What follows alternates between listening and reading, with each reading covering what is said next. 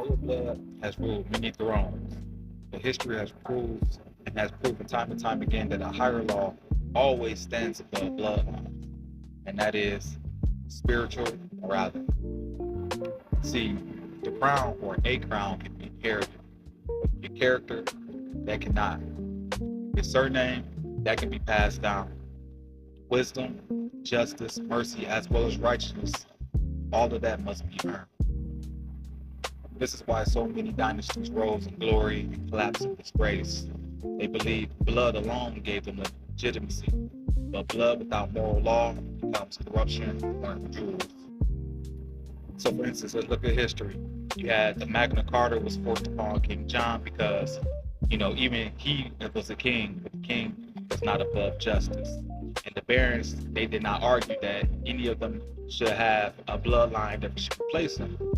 They argued that the ruler himself had violated higher principles of law as well as fairness. The Bible itself repeatedly teaches the same principle. For instance, Saul was king, but yet he lost favor due to disobedience.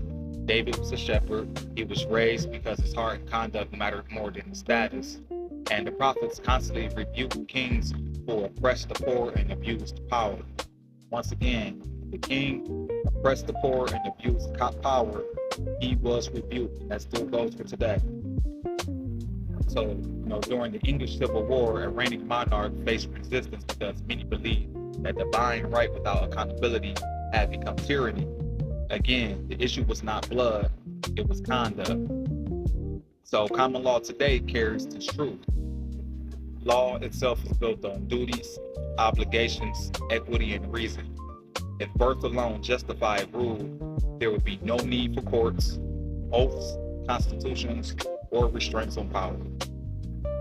So many of you who may have traced your genealogy may see that you do have royal blood as you've been a descendant. But royal blood is not the end-all be-all.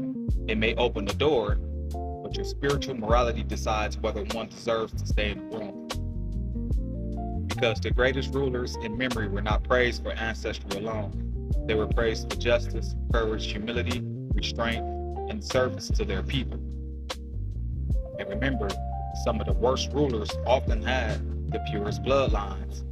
So please, let it be understood that a throne without morality is only furniture, a crown without virtue is only metal, and a bloodline without righteousness is only genealogy. Always, spiritual morality supersedes royal blood, all day, any day, because heaven has never been